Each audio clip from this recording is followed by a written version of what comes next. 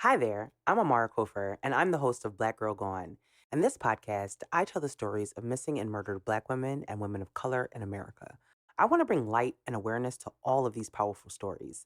Listen to Black Girl Gone on the iHeart app, on Apple Podcasts, or wherever you get your podcasts. The opinions expressed in this episode do not necessarily reflect those of the Murderish podcast. Sensitive topics are discussed.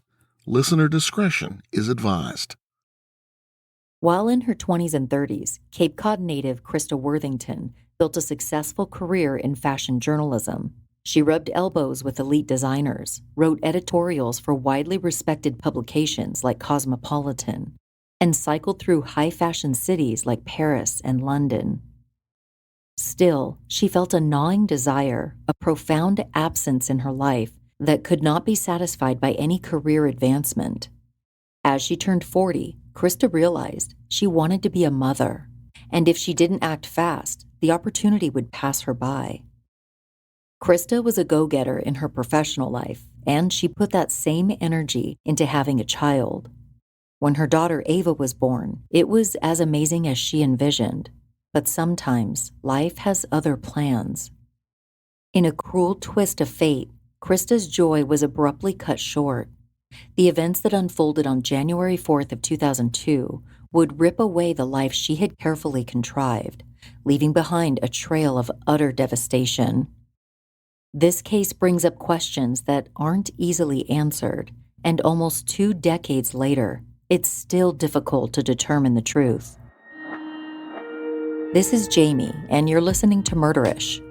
Join me as I walk you through the case of Christa Worthington.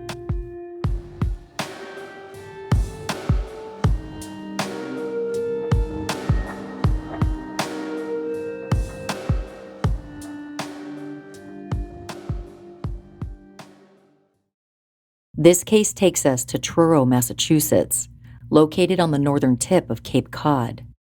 The town is considered a summer vacation hotspot with under 2,000 year-round residents. Truro's population swells to nearly 10 times that amount from Memorial Day through Labor Day. During the winter months, it can look like a ghost town. Seasonal businesses are shuttered and residents hibernate indoors to dodge the winter chill. Permanent residents tend to recognize one another easily and have intermingled lives. Christa's family has deep ties to Truro. Generations of Worthingtons have resided in the seaside town, with connections to one of the most prominent families in the Hamptons. Christa was born into affluence, but chose to pave her own path.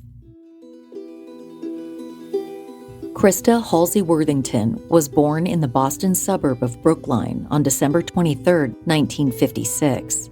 She was the only child of Christopher and Gloria Worthington.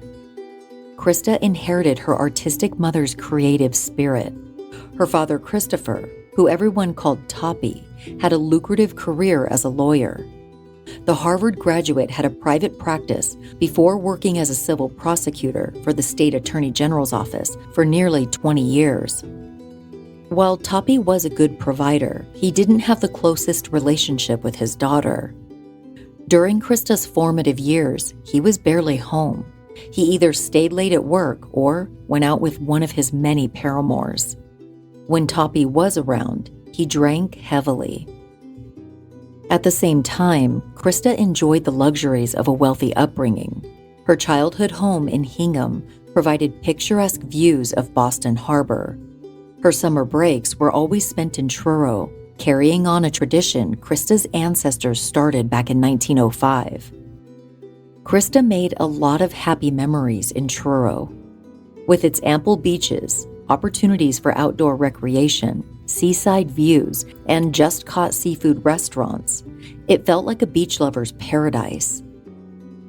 After graduating from Hingham High in 1973, Christa pursued a degree in literature at Vassar College. When she graduated in 1977, Christa was still deciding what to do with her life. Her next venture was in fashion as a freelance writer. She submitted an editorial to Cosmopolitan magazine and caught her first lucky break when it was published. An editor recognized her talent and soon hired her as a staff writer. Fairchild Media, which remains one of the most influential publishers of fashion trade magazines, took note of Christa's work. When she was offered the position of accessories editor at Fairchild's Women's Wear Daily, Christa gleefully accepted and relocated to New York. This new role presented a wealth of opportunities. The international publisher had offices in London, Los Angeles, Paris, and Milan. As reported by New York Magazine in 1983, Christa was selected by Fairchild to work as a fashion reporter at their W Magazine bureau in Paris. Almost overnight, Christa was extended invitations to exclusive parties where she mingled with industry icons like Yves Saint Laurent and Thierry Mugler. By interviewing highly regarded designers, Christa earned the respect of her peers. From the mid to late 1980s, she was asked to step in as acting bureau chief at the Paris office of W. But her enviable success in fashion journalism wasn't all smooth sailing. In 1988, she was passed over for long-term tenure as W's bureau chief. The position was instead given to Dennis Thim, a promotions executive at the now-defunct M magazine.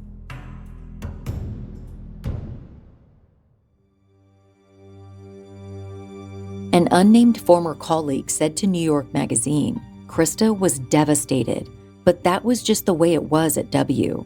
It's always been a boys' club.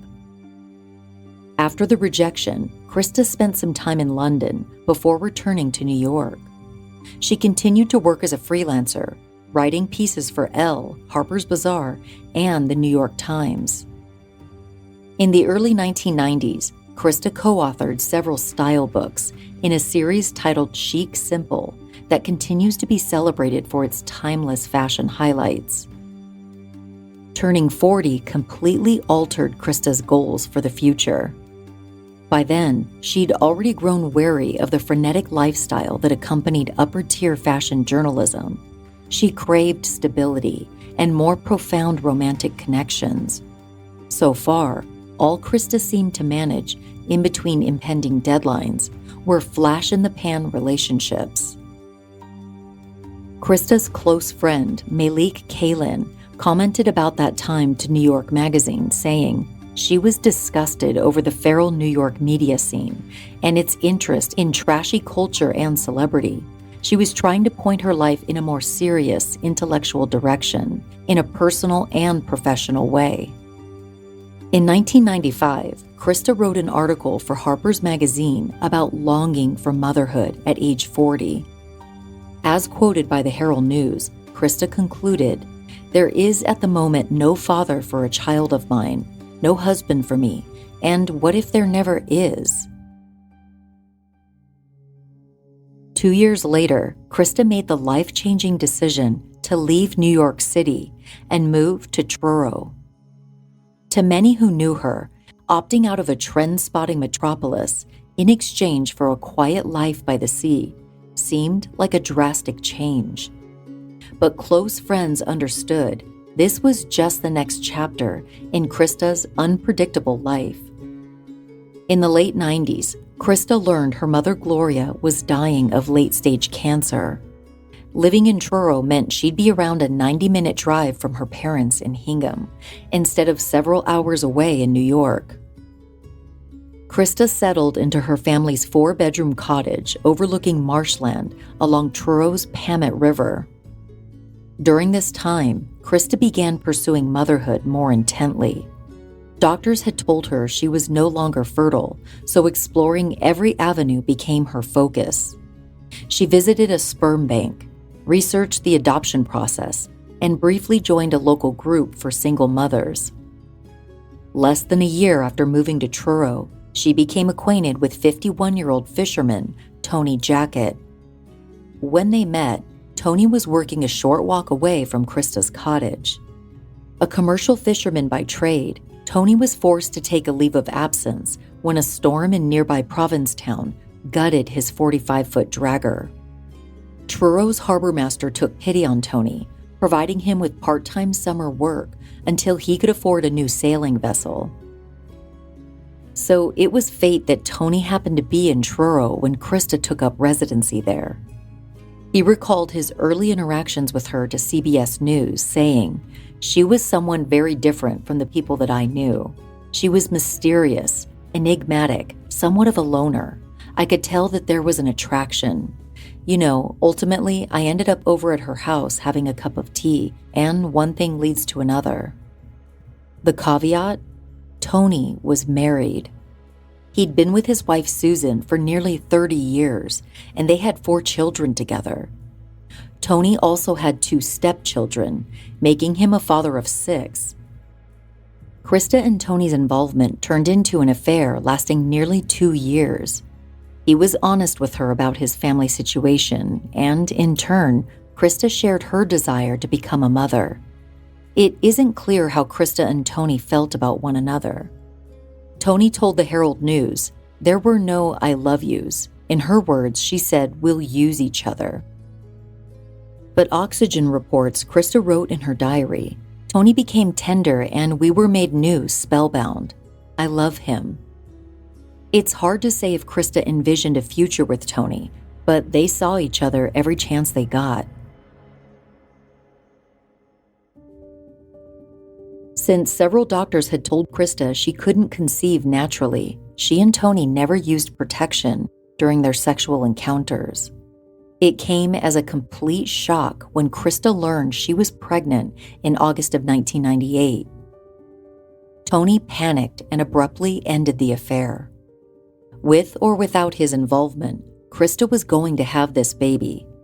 Her greatest wish was being fulfilled, and she was committed to seeing it through.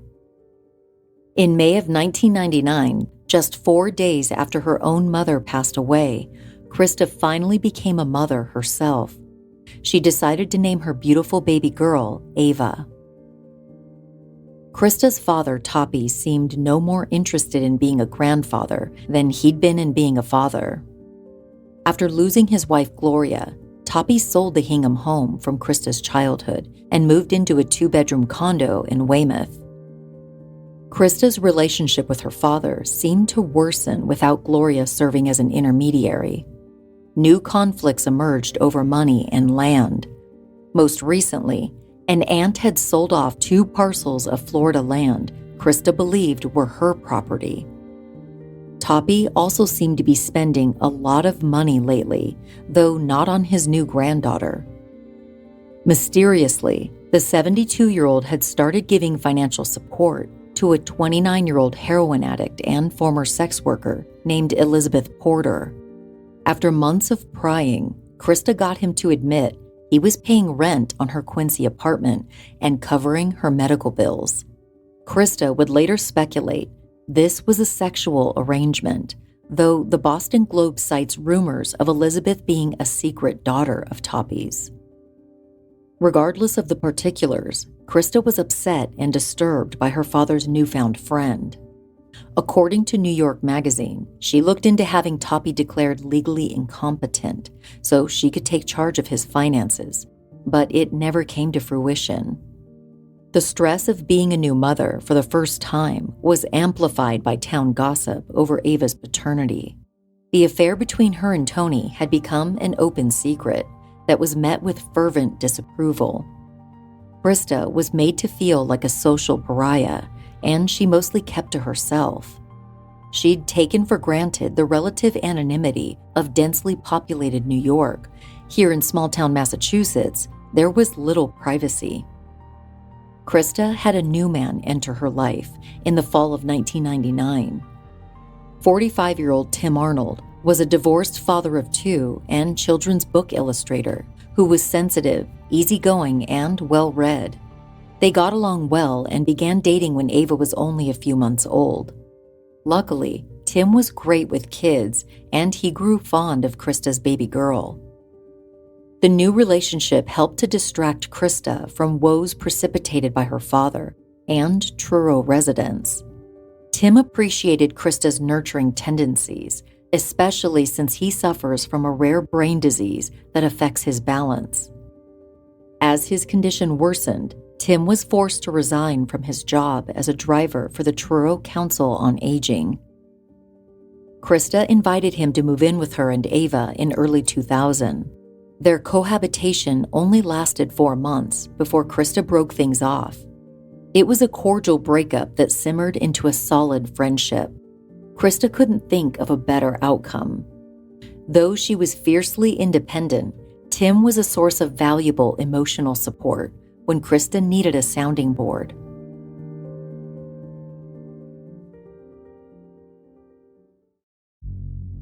As a single mom, Christa had very little time to write. Her friends worried about how she'd support herself and Ava. As reported by the Herald News, Christa's only stable source of income was a monthly check of $1,700 from a family trust fund. Occasionally, she picked up money from freelance gigs, working feverishly while Ava napped. Somehow, she'd keep them afloat, though Christa grew increasingly frustrated over her predicament. Her friend Steve Radlauer told New York Magazine, "It wasn't that Christa felt the world owed her a living, but she did feel that there was enough money around with her name on it that she didn't need to struggle with stupid articles that she didn't want to write." It was infuriating to know her father was holding the family purse strings, while at the same time giving away his money to a stranger. Steve, Tim, and other friends urged Christa to reach out to Tony for child support. By then, Tony had been hired as shellfish constable of Truro and Provincetown, making a decent wage to enforce local fishing regulations. Since Christa was intent on making it as a single parent, she refused to ask for money. However, she did reach out to Tony asking if he could add Ava as a dependent on his health insurance policy. He agreed, and Christa tacked on another, more loaded request. According to New York Magazine, Christa asked Tony to tell his wife about Ava by the time she turned 2. When Christa's daughter was old enough to ask about her father, she wanted to be prepared with an honest answer. Tony complied. The most awkward conversation imaginable happened sometime in the spring of 2001. Susan Jackett was understandably furious to learn of her husband's infidelity and the subsequent child he fathered. For over a week, there were vicious arguments, with Susan threatening to throw Tony out several times. Once her temper cooled, Susan decided she wanted to work on their marriage. Over time, she gradually accepted what happened and even accompanied Tony on visits to see Christa and Ava. Susan grew fond of Ava, which came as a surprise to everyone and a huge relief to Christa. A sense of harmony seemed to arise out of an unusual circumstance. In December of 2001, Christa and Ava even exchanged Christmas gifts with the Jackets. If only the feelings of accord had lasted, the months ahead would usher the community into a living nightmare.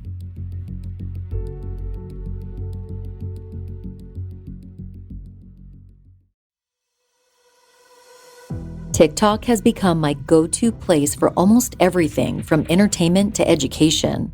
Although great information is available online nowadays, it can be hard to distinguish which advice is real and which is phony. With so many so-called experts giving questionable advice, you can easily tumble down a TikTok rabbit hole trying to find the answers to your questions, especially when it comes to medical advice.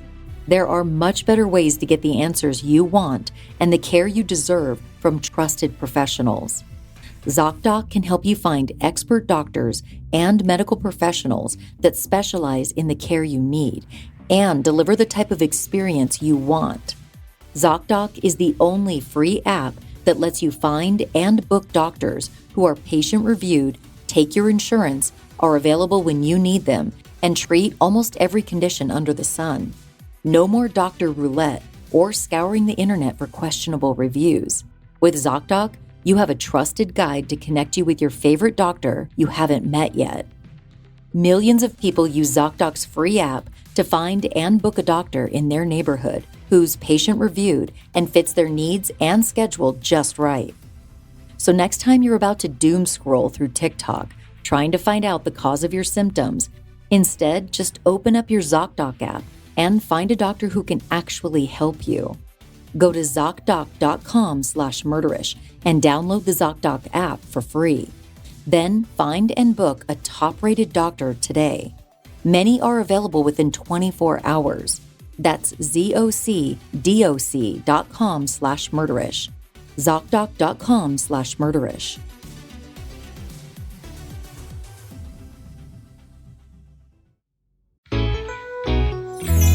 Priceline presents Go to Your Happy Price. What's up? It's Kaylee Cuoco. When it comes to travel, we all have a happy place. You can see yourself already there. It's beautiful. It might be sunny and sandy for some, neon and urban for others, deserts or rainforests or hiking trails. With Priceline, you can get to your happy place for a happy price with deals you really can't find anywhere else. Like up to 60% off select hotels to Costa Rica or 5-star hotels for 2-star prices in Cabo. Go to Priceline.com and travel to your happy place for a happy price. All right, see ya. I'm off to Miami. No, actually, wow, look at that. No, I'm going to Hawaii now. Ooh, Cancun looks nice. You know what? Belize looks pretty nice this time of year. Or, Palm Springs. Go to your happy place for a happy price. Go to your happy price, Priceline. At around 4:15 p.m. on January 6, 2002, Tim Arnold, Christa's ex-boyfriend, asked his elderly father to drop him off at Christa's.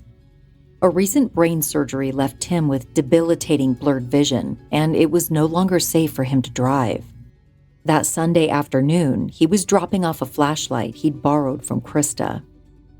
The first sign that anything was amiss was a stack of unopened newspapers sitting on Christa's driveway. Like many other neighboring homes, it was a long dirt road decorated with clamshells. Tim knocked at the front door repeatedly, but there was no answer. Christa was a true homebody ever since she'd moved to Truro, so he found it unlikely that she wasn't home. He walked around the cottage's perimeter, thinking maybe she was in the yard with Ava. But when Tim reached a side door leading to the kitchen, he noticed it was cracked open. He called out to Christa but heard nothing besides an eerie silence. As he entered the house, Tim spotted Christa. She was sprawled on the floor near the kitchen and lying in a large puddle of brownish-red blood, her nightgown hitched up and exposing her lower half. He gasped in disbelief at the sight of little Ava clinging to her mother's lifeless body and trying to nurse. The 2-year-old knew Tim well. He babysat Ava regularly, even after he and Christa had broken up. She recognized him immediately, and according to the New York Magazine, she told Tim, "Mommy fell down." To his horror, Christa's blood was smeared on the toddler's face and hands. He wondered how long she'd been like this, deeply traumatized, and left to fend for herself. Tim frantically searched for a phone but couldn't find one amongst the clutter. He scooped up Ava and ran through the woods toward his father's house to call 911. Tim echoed what the little girl told him. Christa may have fallen, and he informed the dispatcher she seemed to be deceased. First responders, one of which happened to be Christa's cousin, Jan Worthington, quickly arrived at the scene. According to ABC News, Jan worked as a member of Truro's rescue squad and as a dispatcher for the sheriff's department. Jan immediately rushed over to Christa's house and examined her for any signs of life. But it was too late. Christa had no pulse. At first glance, there were signs that she'd been beaten and viciously stabbed. As reported by the press record, a knife had been shoved into Christa's chest so forcefully, the blade left a nick on the plank floor under her body. But there was no knife in sight. Detectives scouted the entire house to see if Christa's killer was still inside. Once the area was cleared, investigators began documenting what they found. There were clear signs of forced entry. The lower half of the back door was splintered, suggesting it had been kicked in, and the deadbolt had been ripped out. A few of Christa's personal belongings, including women's eyeglasses, a pair of socks, and house keys, sat on the ground between the house and her car. In addition to parallel drag marks seen on the driveway, it was evident Christa had been caught by surprise and savagely attacked. There were clues that she had fought for her life.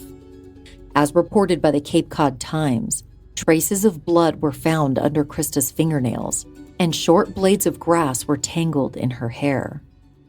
Back inside, investigators set their sights on who appeared to be the only witness, Christa's daughter, Ava. Unsurprisingly, they weren't able to get any viable information from the 2-year-old. But there was a decent amount of evidence to log. Looking around the house, detectives noticed tiny red handprints that marked Ava's movements from room to room. According to Oxygen, there were several indications the child had tried to comfort herself. A sippy cup sat upside down on the floor, and the contents of a box of Cheerios were strewn across the kitchen. In a loving gesture that mimicked the behavior of a caregiver, it seemed Ava had tried to clean the blood from her mother's face with a small towel. After being examined by emergency personnel, Ava was determined to be physically unharmed. She was cranky, starving, and had a pretty awful diaper rash, but she hadn't been the target of whoever had done this to her mother. The full extent of psychological trauma Ava suffered is unknown. Fortunately, she wasn't orphaned. Christa had made arrangements in case of an emergency. 3 months earlier, she'd asked a close friend and her husband to be Ava's guardian if anything terrible ever happened. Christa had known Amira Chase since high school. According to the LA Times, Christa admired the way Amira and her husband Cliff were raising their own 4 children, so she knew Ava would be in good hands. Now that Christa was gone, Amira and Cliff welcomed Ava into their home. As the toddler struggled to understand what was going on, investigators set to work on solving her mother's homicide.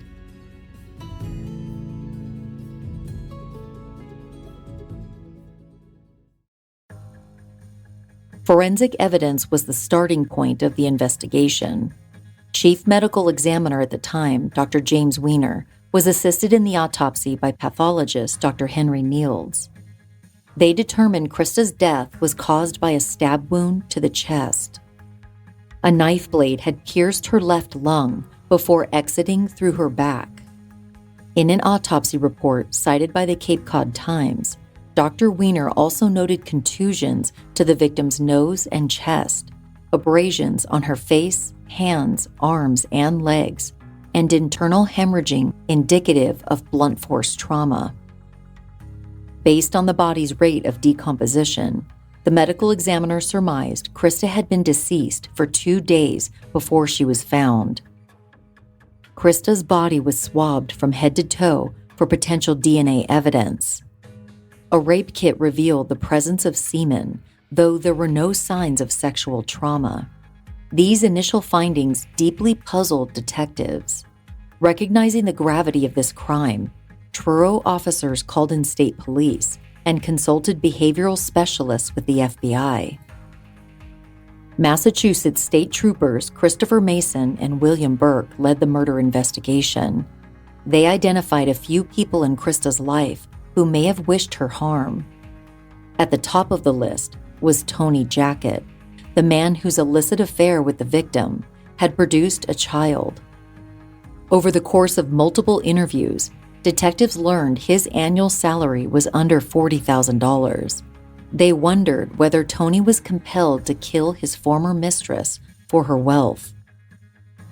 According to the Hartford Courant, Christa Worthington's estate was valued at $700,000, or $1.2 million when adjusted for inflation. There was also $500,000 in a family trust fund. Ava would inherit Christa's fortune when she came of age, so money seemed like a solid potential motive for Tony. At a February 2002 hearing, Tony was accused of pursuing custody of Ava for the sole purpose of financial gain. He was also forced to take a paternity test. The judge ended up granting full custody to Christa's friend Amira, since Tony was still a person of interest in Christa's murder. Detectives wondered if the couple wanted Christa out of the way so Ava could be integrated into the Jacket family. In interviews, they were told about Susan's eventual acceptance of the affair and the amicable relationship with both Ava and her mother. Tony told detectives he'd been with his wife and kids on the weekend Christa was last seen. Susan confirmed this alibi.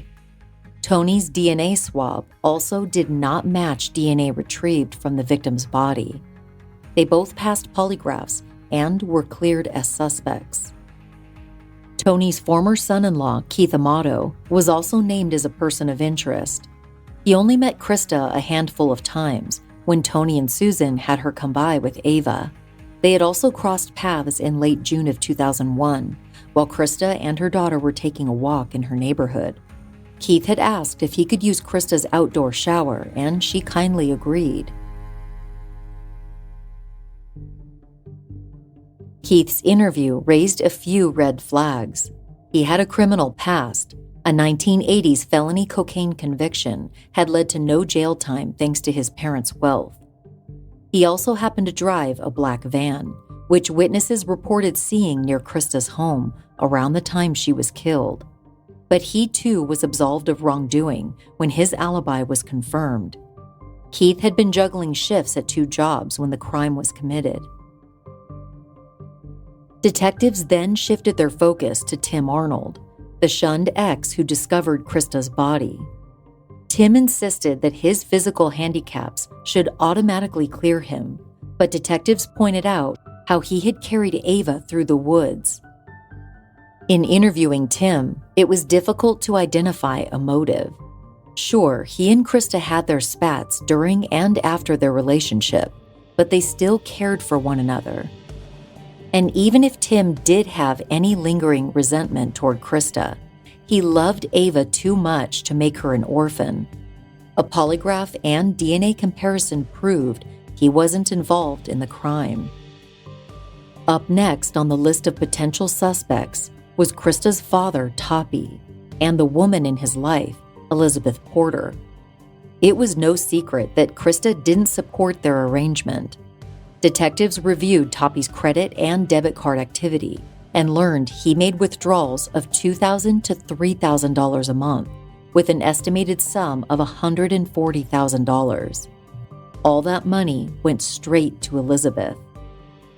Toppy thought he was providing much-needed financial assistance to someone who was trying to turn her life around. He had no idea Elizabeth secretly had a live-in boyfriend who shared the apartment, or that he was supporting their 25 bags a day heroin habit. A look into Elizabeth's past spoke to her long-term struggle with addiction.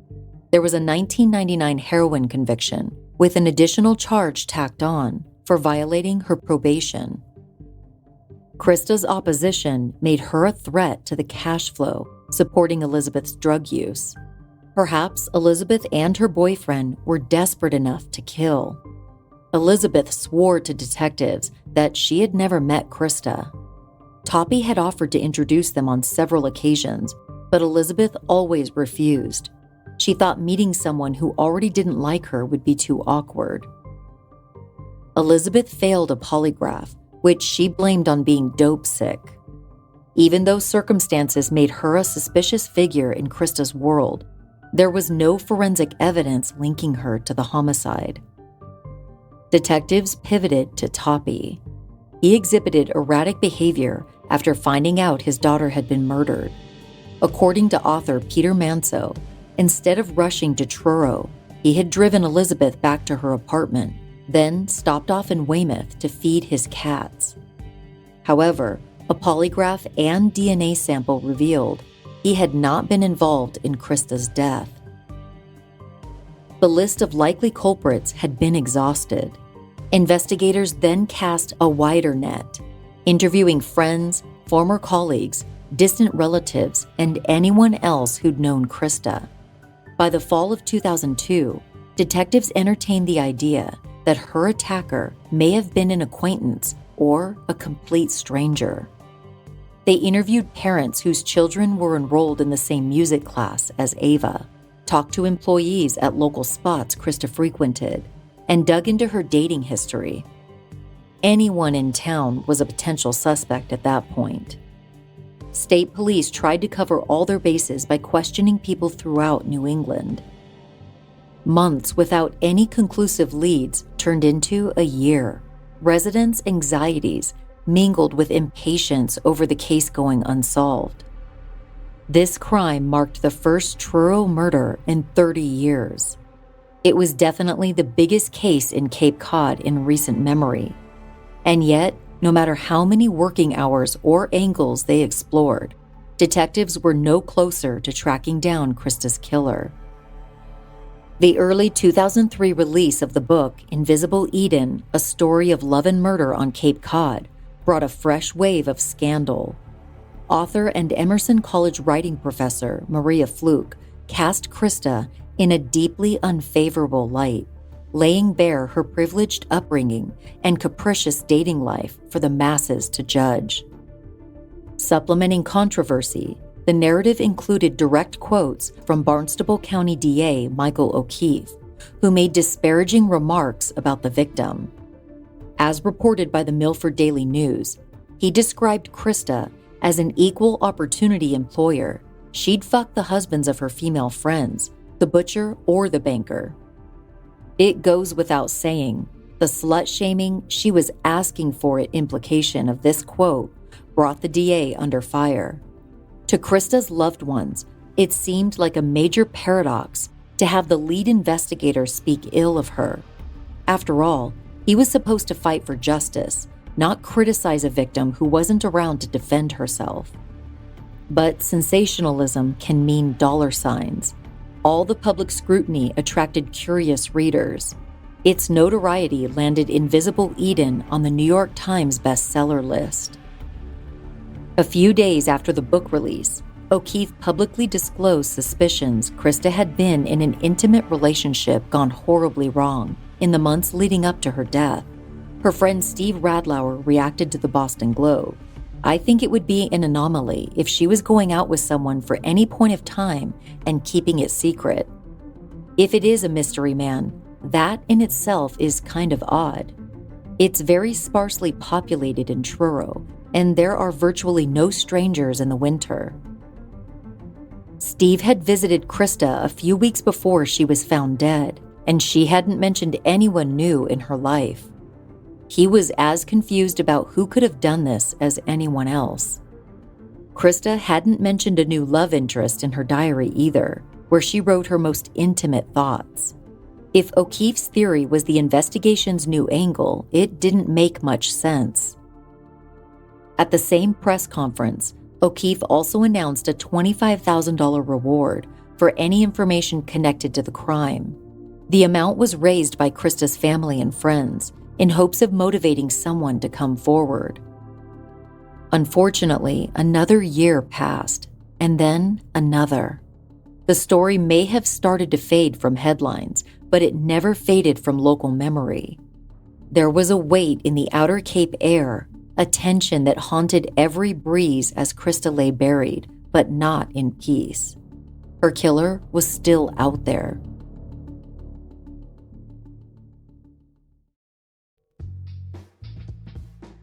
The other day, my assistant Alexis came into the studio and she was so excited to tell me that she just adopted another cat. We love sharing stories about our fur babies, so I couldn't wait to see a picture of her new kitty. Obviously, we want nothing more than for our pets to be healthy and happy, but we don't always know whether they are actually healthy. We do our best to monitor our pets' health, but it's kind of a guessing game.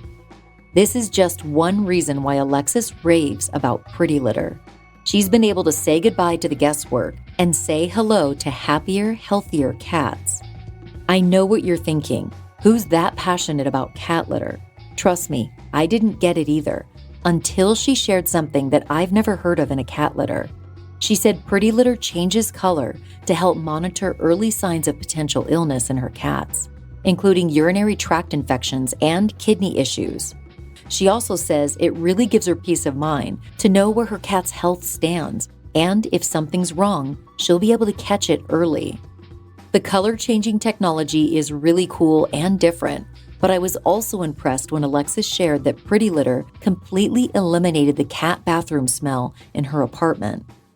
Pretty Litter's ultra-absorbent crystals trap odor instantly, so you don't have to worry about the smell. Pretty Litter's super light crystal base also minimizes mess and dust, and it lasts up to a month. This means less scooping and fewer trips to the garbage can. In fact, you can also get fewer trips to the store because Pretty Litter ships free straight to your doorstep in a small, lightweight bag.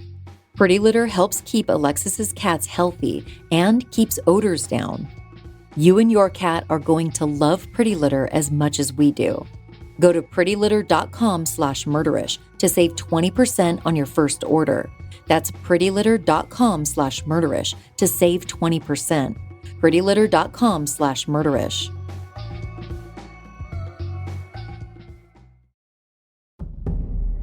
Nearly 3 years to the day since Christa was found brutally murdered, state investigators made what the New York Times referred to as an unusual last-ditch move. They say desperate times call for desperate measures, and mounting public pressure created desperation. Investigators gathered in town on January 7th of 2005, asking all male residents in Truro to provide DNA samples. In a dutiful effort to catch the evasive perpetrator, hundreds of men complied to have their cheeks swabbed. Yet others thought the effort was a violation of their civil liberties. According to the Cape Cod Times, samples from local men were compared with DNA swabs from the victim's right breast. In addition, the rape kit collected right after Christa's 2002 death was finally tested.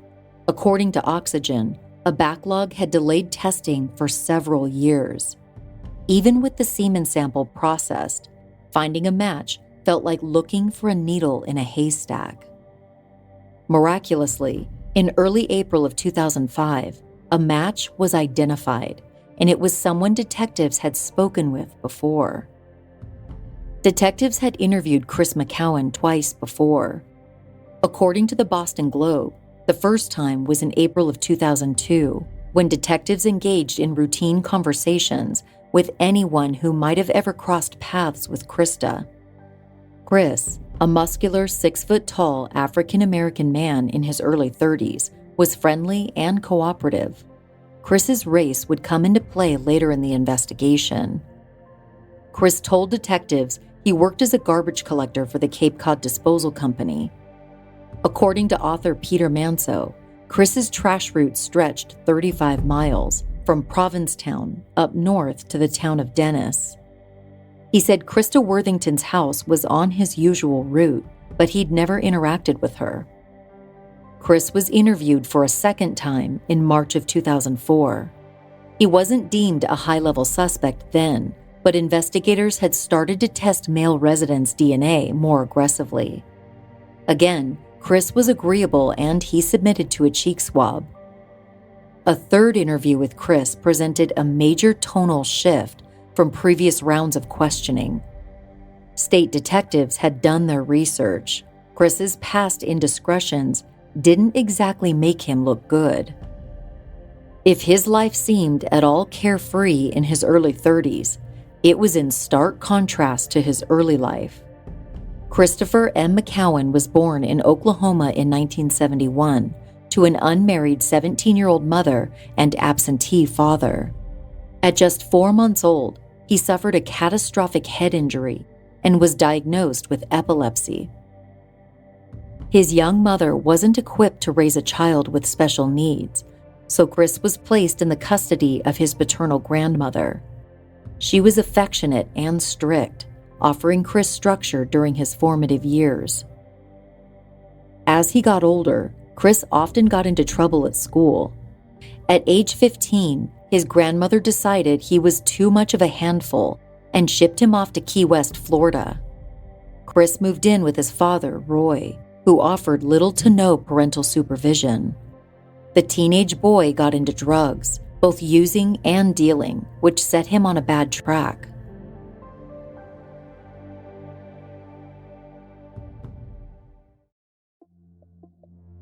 From 1993 to 1998, Chris was imprisoned on burglary and auto theft convictions. A parole violation in which he was caught with drug paraphernalia got him sent back a few months later. When he was released again, Chris was determined to remain a free man. He decided to give himself a second chance at life, moving to Cape Cod in late 1998.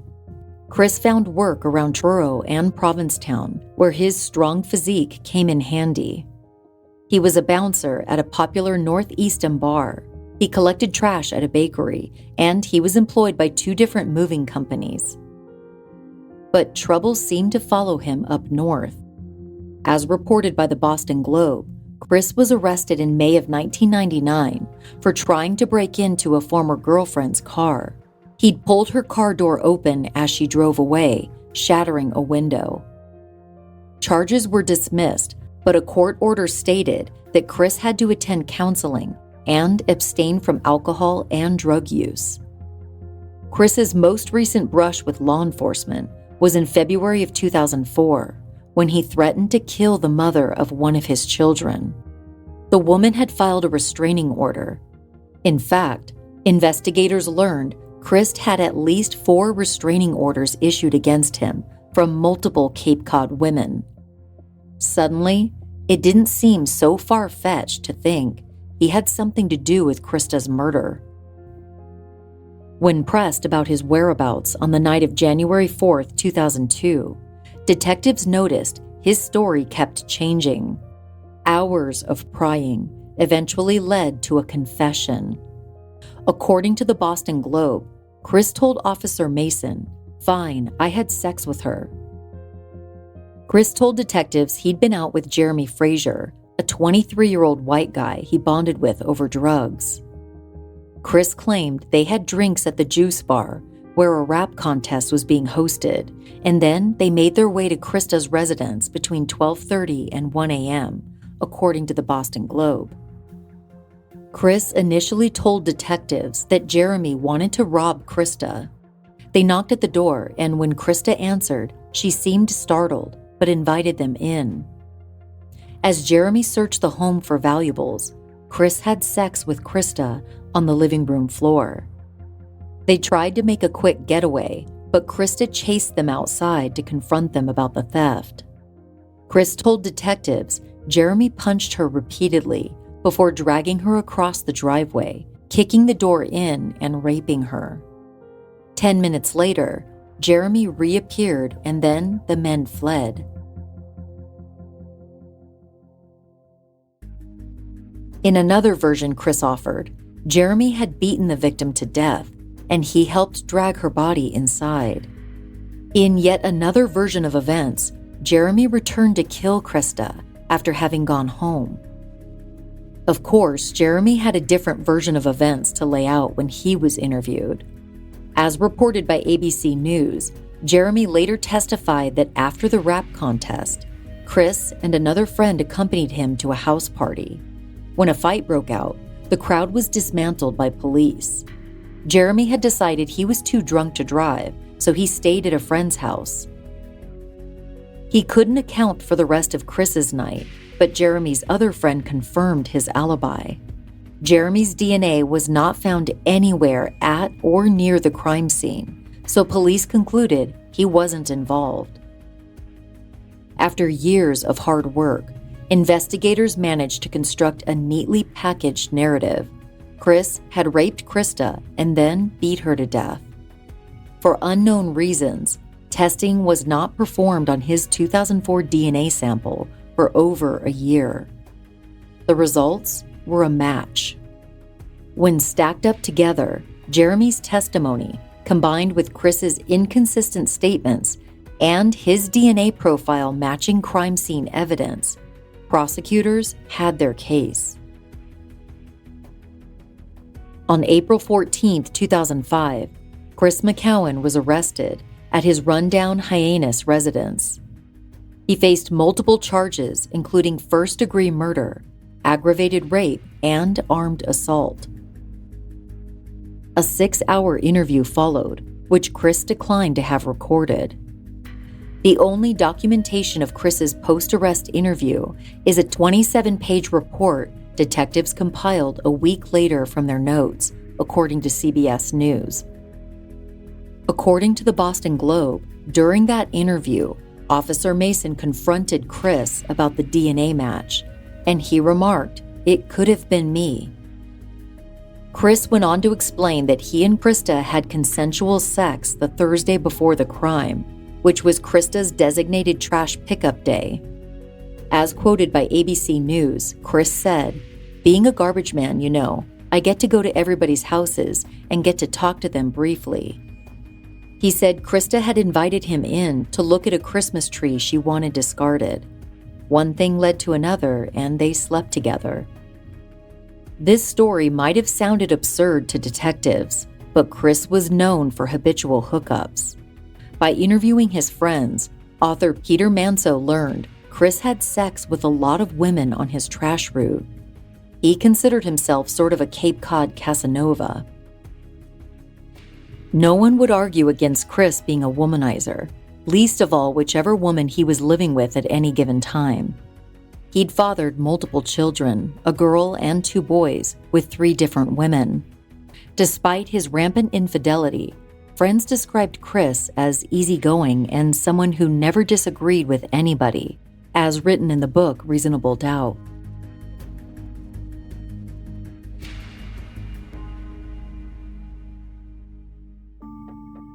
Prosecutors found it fitting that someone with a stormy track record would commit such a violent crime.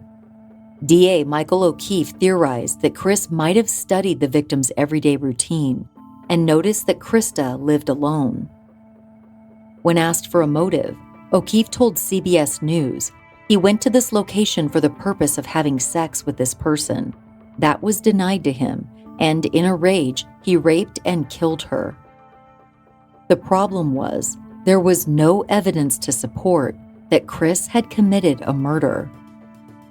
Chris's attorney, Bob George, was certain that police bias had tainted the investigation.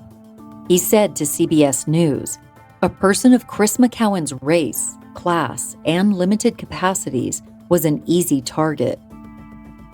George's counter-argument rested heavily on discriminatory assumptions and Chris's intellectual disability. According to ABC News, Chris had an IQ of 76, which is only slightly above the threshold of being mentally handicapped, which could directly impact his ability to communicate and comprehend what others say. The Boston Globe reported that Chris admitted to being high on painkillers and marijuana during his arrest and subsequent interrogation. Years later, Chris would tell Investigation Discovery, "The police kept on switching everything up. I was so intoxicated off of all of them drugs that I really didn't know what the hell was going on." Following the interview, Chris's cell phone was analyzed, but nothing useful was found. Investigators also tested several belongings: boots, pants, a sweater and leather jacket. All of them tested negative for blood. A search of Chris's residence led to the seizure of several sharp-edged weapons, but none of the objects matched abrasions on Christa's body. A total of 9 sets of fingerprints had been pulled from the scene. None of them matched Chris. If Christa willingly slept with him, it was highly possible he'd left behind forensic evidence. That didn't make him a killer, but the presence of his DNA at Christa's house made Chris the most convincing suspect in a town that needed closure to move on.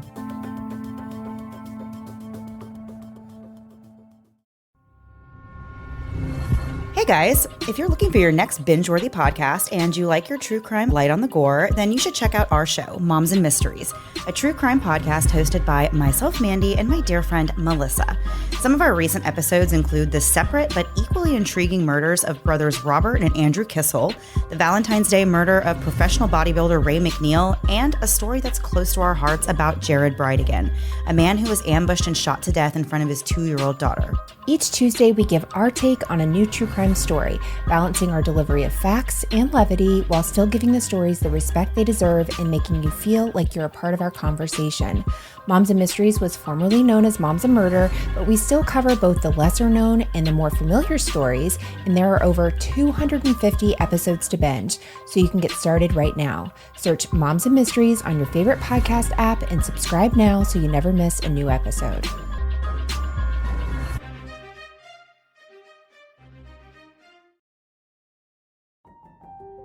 When Truro Police Chief John Thomas announced the arrest, there was an air of pride.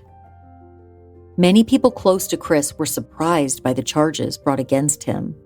His father, Roy McCowan, told ABC News, "The single fact of her death, that somebody hated her so much that they stabbed the knife all the way through her body and stuck it in the floor, that's rage. Chris being a lover, that wasn't the kind of hate that he had."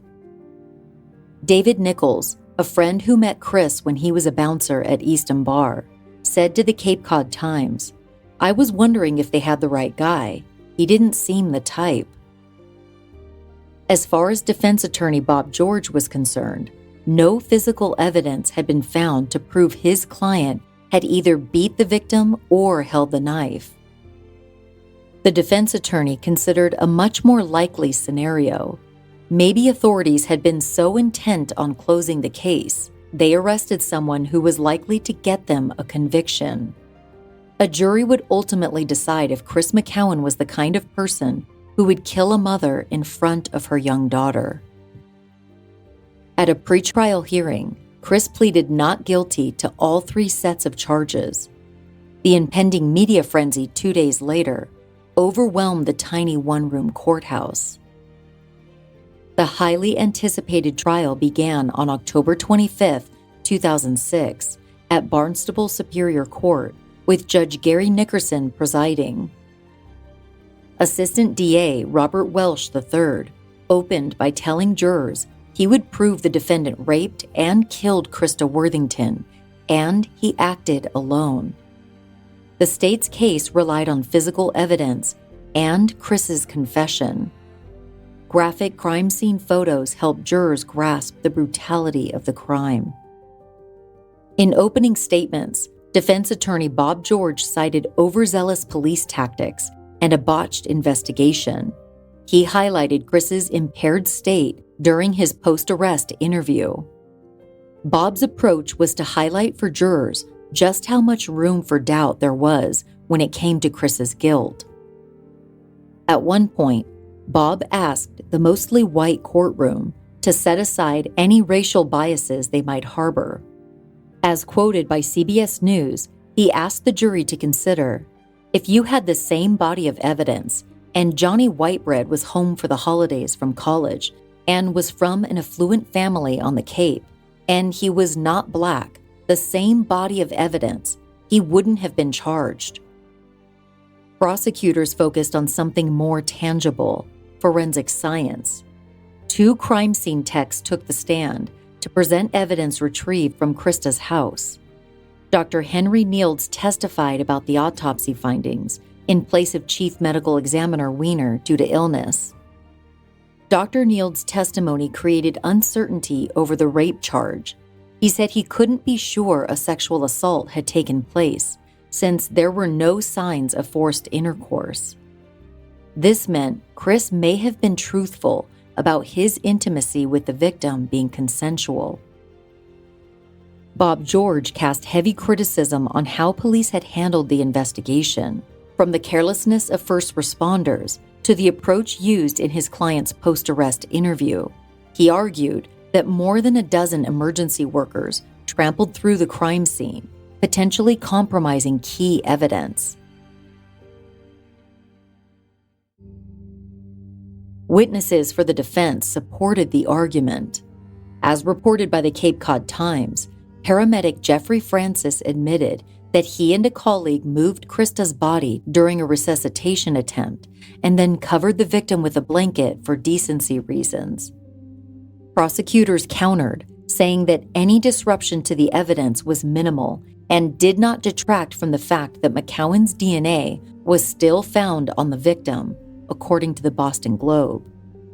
Several individuals formerly deemed persons of interest testified for the defense.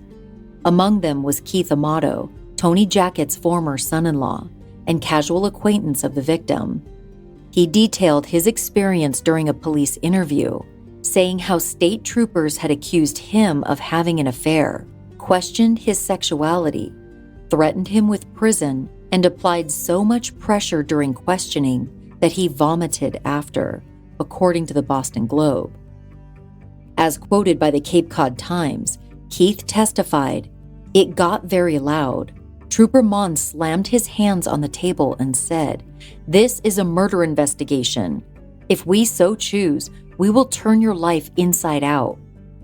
Keith said he felt coerced into saying that he had lied in previous interviews, even though he'd been truthful, a tactic that left him very confused and dizzy.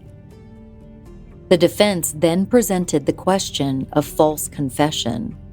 The defendant's impaired mental ability would have been further compromised while under the influence of drugs and in a hostile environment.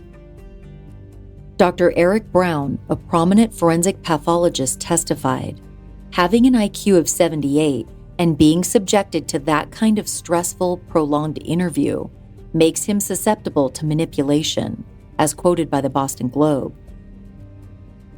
Beyond allegations of misconduct, defense attorneys punched holes in the validity of forensic evidence.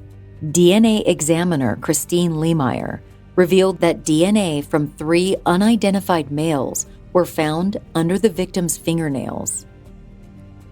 As reported by ABC News, prosecutors affirmed the perpetrator had to have been Chris McCowan, based on his own statements to police and the victim's presumed time of death. Investigators' proposed timeline set the murder at 24 to 36 hours before Christa's body was discovered. The accused had placed himself at or around Christa's residence about 39 hours before Tim Arnold found her. But 2 pivotal elements were absent from the court case. No murder weapon was ever found, and there was no clear motive. Chris had shown through past behavior that he responded to rejection with a shrug, moving quickly on to the next rendezvous in his garbage route without a fuss. So the theory that this crime was a violent response to being rejected didn't seem likely. Jeremy Fraser took the stand to offer his account of the night Chris allegedly committed the crime. He was a witness for the prosecution, saying that he didn't know how the defendant's night concluded. That said, according to ABC News, under cross-examination, Jeremy revealed how his memory of the night's events were hazy and that state police had fed him some information. Throughout the trial, defense lawyer Bob George highlighted assumptions investigators made based on his client's race. During closing arguments, he asked the jury to consider the strength of the state's case and set aside their own biases when deciding on a verdict. As quoted by CBS, Bob George said about the case, "It's based on an assumption, a false assumption, that a Vassar-educated, 46-year-old world-traveling wealthy heiress could not possibly have had consensual sex with a black, uneducated, troubled garbage man." The state rested its case by saying that Chris lied to protect himself and tried to pin the killing on his friend.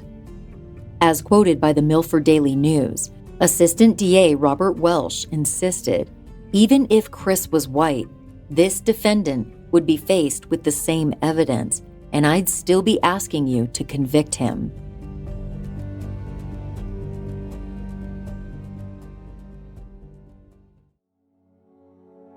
Jury deliberations lasted a total of 8 days. Out of 12 jurors, only 2 were African American. On day 6 of reviewing what was presented at trial, Judge Nickerson unexpectedly dismissed a juror. The person thrown off the panel was a white woman whose boyfriend was arrested in an unrelated crime. According to CBS, during a phone call, the juror had criticized police and expressed concern about her fellow jurors being biased. An alternate juror was summoned toward the tail end of deliberation, but 8 days in, jurors informed the judge they were deadlocked. In an effort to avoid a mistrial, Judge Nickerson pressured the panel to reach a decision.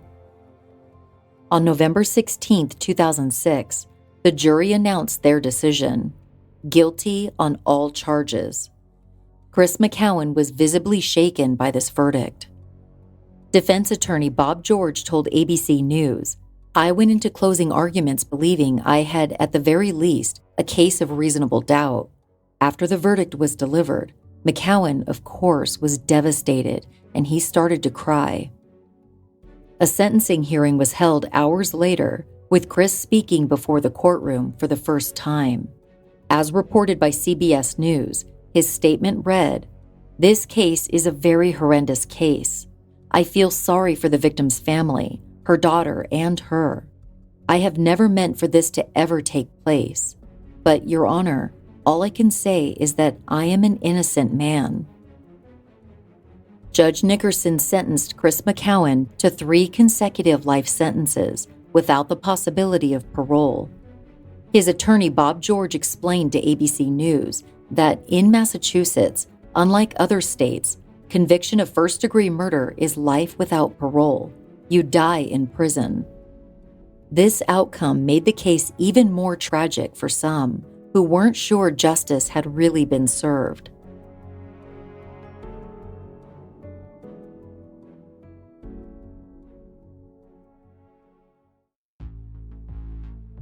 In the days that followed Chris McCowan's sentencing, calls poured in from the jury.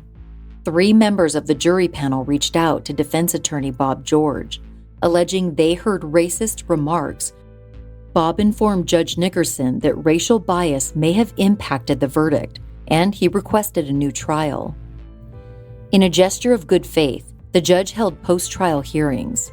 Jury members who claimed the defendant had not been given a fair trial because of his race got to testify. Several months later, Judge Nickerson declared that no evidence of racial discrimination was uncovered. Bob George filed an appeal, which was denied. Chris hired a new lawyer, Gary Pelletier, who filed 4 motions for a new trial. They were all denied, even a 2015 motion that made it up to the state Supreme Judicial Court. Now 52 years old, Chris remains incarcerated in Bridgewater, Massachusetts, at the Old Colony Correctional Center. He regrets not testifying at trial to tell his story, though he broke his silence in the fall of 2017 by speaking to several news outlets. He maintains his innocence to this day. Ava Worthington is now in college. Over the years, she has stayed in touch with the Jackets, her biological father's family. For a few years after her mother's death, Tim Arnold would visit her, but their communication eventually tapered off. In an interview with CBS News, Tim commiserated about Ava having to grow up without her mother by saying, "That's the enduring tragedy of the whole thing." This case continues to mystify people who can't help but wonder if this is a wrongful conviction rooted in racial prejudice. If that's the case, then a vicious killer may still be walking free today. Others believe that Chris likely reached his breaking point and lashed out at a vulnerable new mother.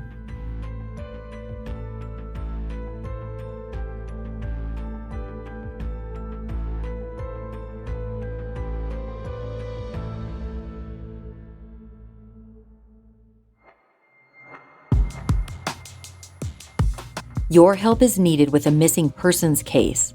31-year-old Sierra J. Chapman has been missing since December 29, 2002.